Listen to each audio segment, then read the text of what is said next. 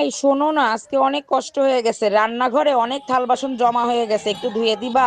আমি মেয়ে ছেলে না, আমি পুরুষ মানুষ। এমন কাজের কথা বলবা যেটা পুরুষ মানুষরা করে। আচ্ছা তাই নাকি? তাইলে এক কাজ করো, 2 ভরি সোনা দিয়ে আমার জন্য একটা হার বানায় নিয়ে আসো। আচ্ছা শোনো, থাল বাসন ধোয়া হয়ে গেলে অন্য কোনো কাজ থাকলে বইলেও করে দিব। তোমরা মোবাইল ঘাটো তো? হ্যাঁ। মোবাইল ঘাটো? হ্যাঁ। আচ্ছা, মোবাইলের কোন জিনিস রান্না করে খাওয়া হয়? সিম। কি করে বললে তুমি? তোমার বুদ্ধি কোথায় থাকে? মাথায়। মা আমি এই ভাত খাবো না, দেখো ভাতের মধ্যে কি কি? এই দেখো পোকা। কোথায় দেখা? এই দেখো। ওটা তো তেজপাতা। ও আমি ভেবেছিলাম পোকা। তুমি ওই রকমই ভেবে থাকো। চৌধুরী সাহেব, আপনার মেয়ের বাচ্চা আমার পেটে। না, আমার মেয়ের বাচ্চা আপনার পেটে। ও, থুকু থুকু ইয়া, আমার বাচ্চা আপনার মেয়ের পেটে। এই যে ভাবি, এইটা কি অরুণ সাহেবের বাড়ি? জি স্যার, এটা অরুণ সাহেবের বাড়ি। আপনি কোথা থেকে আসছেন? আমি লোন ডিপার্টমেন্ট থেকে আসছি। অরুণ সাহেব 20 লাখ টাকা লোন নিছিল। হ্যাঁ, লোন নিছিল, আমাদের অনেক দরকার ছিল তাই নিছিল। এখন আমাদের টাকা দরকার, তাই লোনের টাকা ফেরত দেন। দেখেন ভাইয়া, আমরা তো লোন দেই না, যেখানে লোন দেয় সেখানে যান। আপা ওরা কি খাচ্ছে? চা। না তুমি চাও, আমার লজ্জা করছে। এই, ওরা খাসে চা। না তুমি চাও, আমার লজ্জা করছে।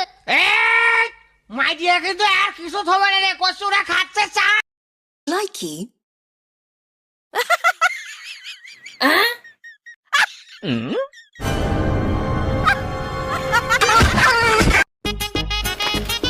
মা, শিবুদার বউকে প্রতিদিন ফল এনে দেয়, কই আপনার ছেলে তো এনে দেয় না? আরে বৌমা, শিবুর তো ফলের দোকান, সেই জন্য ওর বউয়ের জন্য রোজ ফল এনে দেয়। আমার ছেলে তো বিষের দোকান, তুমি কবে বিষ খাওয়া বলবা, আমার ছেলে তোমার জন্য বিষ এনে দেবে।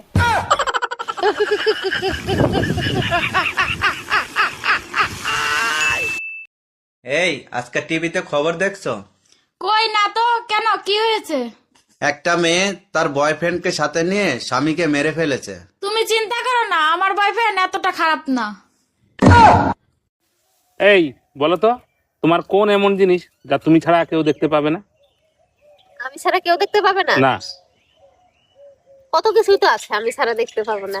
না, তুমি ছাড়া আর কেউ দেখতে পাবে না। কেউ দেখতে পাবে না? তোমার এই জিনিস তুমি ছাড়া আর কেউ দেখতে পাবে না। আমার বুদ্ধি? না, হলো না। তাহলে কি আমি জানি না। বন্ধুরা তোমরা বলো তো কি হবে? ভাবি, আগে দেখতাম মেয়ে গোছালো আরে ফিতা থাকতো আর গিট্টু দেয়া রাখতো, এখন দেয় না কে? এখন তো তোকে অত দেরি সহ্য হয় না।